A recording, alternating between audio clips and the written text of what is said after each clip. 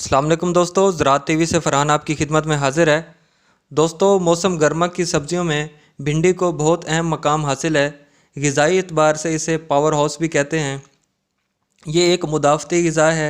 इसकी इब्तदा इथोपिया से हुई और आज पूरी दुनिया में भिंडी की काश्त हो रही है। दोस्तों, इसे सब्ज़ी के अलावा सूप में इसका बीज रोस्ट करके कॉफ़ी के मुतबादिल इस्तेमाल करते हैं।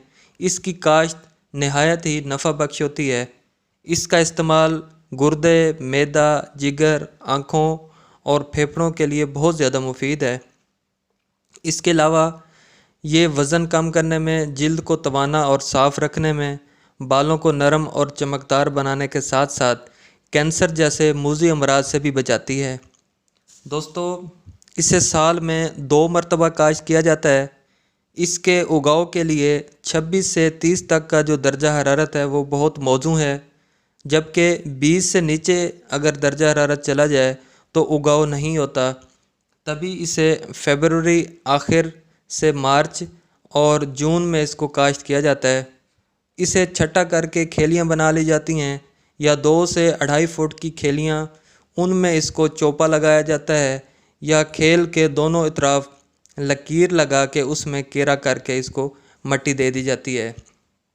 दोस्तों, चोपा के लिए 10 से 12 किलो बीज फ़ी एकड़, जबकि छटा के लिए इसका जो बीज होता है ये बाज़ का 40 किलो तक चला जाता है।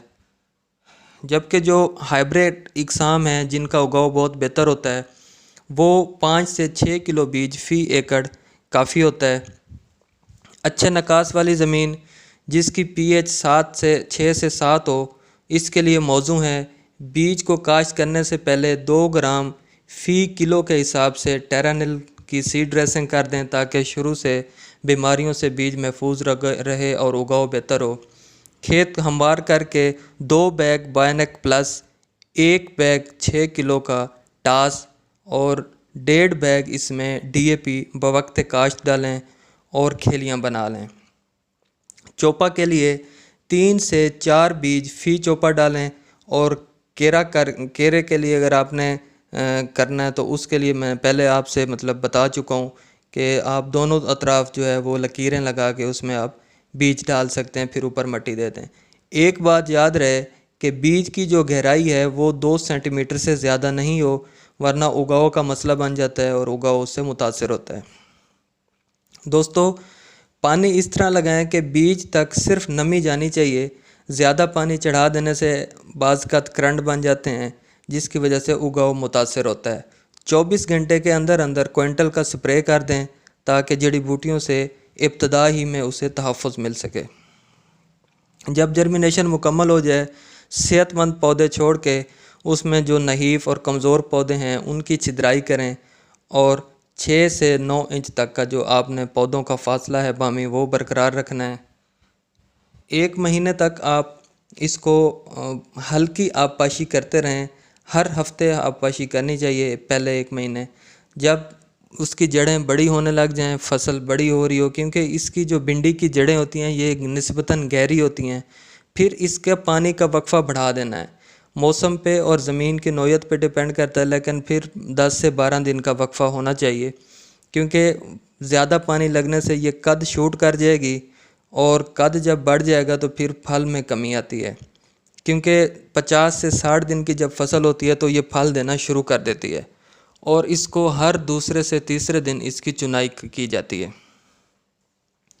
दोस्तों, अच्छी पैदावार के लिए 2 से 3 इसकी गोड़ियाँ करनी है। ज़्यादा नाइट्रोजनी खादें नहीं देनी। पानी हमेशा कम लगाना है, क्योंकि इसको हर नोड पे फल लगता है और नोड्स के दरमियान यानी कि इंटर नोडल डिस्टेंस जो है ये जितना कम होगा उतना ज़्यादा इसको फल लगेगा। अगर ये फासला बढ़ता जाएगा नोड्स का, यानी कि कद बढ़ता जाएगा पौधे का, तो फिर फल लगना कम होता जाएगा, फल मुतासर होता जाएगा। दोस्तों, अगर दर्जा हरारत देखा जाए तो 42 से दर्जा हरारत जब बढ़ता है, तजावुज़ करता है, तो उस वक्त इसका फल मुतासर होने लग जाता है। इसी तरह जब दर्जा हरारत 20 से नीचे जाता है तब भी इसका फल मुतासर होता है। उसमें बाज़ का पोलिनेशन भी मुतासर हो रही होती है, उसमें केरा भी लग रहा होता है, फूल भी गिर रहे होते हैं, छोटा फल भी गिर रहा होता है।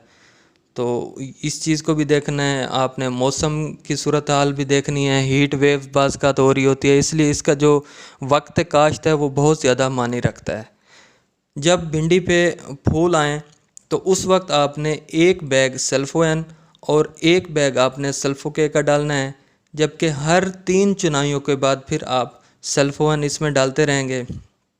चुनाई हमेशा सुबह सवेरे करनी है, उस वक्त जो है भिंडी नरम होती है और उसकी जो चुनाई है वो कदरे आसान है, और इसकी अगर हम मुनासिब देखभाल करें और फसल भी बेहतर हो तो 8 से 10 टन फी एकड़ हम इसकी पैदावार ले सकते हैं। इसको चंद एक नुकसानदेह कीड़े और बीमारियों का भी सामना करना पड़ता है, जैसे कि चोर कीड़ा, सब्ज़ तेला, सुस्त तेला, सफ़ेद मक्खी, माइट्स, लश्करी, चितकबरी, सुंडियाँ वगैरह, ये इस पे हमलावर होती हैं। इसी तरह इस पे नीमाटोड्स का मसला भी आता है, वायरसी बीमारियां भी आती हैं, रूट रॉट का इशू भी आता है, पाउडरी मिल्ड्यू का मसला भी आता है। तो ये इस पे चंद एक बीमारियां आती हैं। अगर इनको हम तहफ़्फ़ुज़ शुरू से कर लें, चीज़ें बेहतर कर लें, तो भिंडी बहुत ज़्यादा नफ़ा बख्श फसल है और इसका जो वक्त काश्त है ये बहुत ज़्यादा मानी रखता है। दोस्तों, ये छोटी सी गुज़ारिशात थी, मालूमात थी भिंडी के हवाले से, और उम्मीद है आपको पसंद आई होंगी। इस चैनल को सब्सक्राइब कीजिएगा और अपनी आरा से हमें आगाह कीजिएगा। Thank you.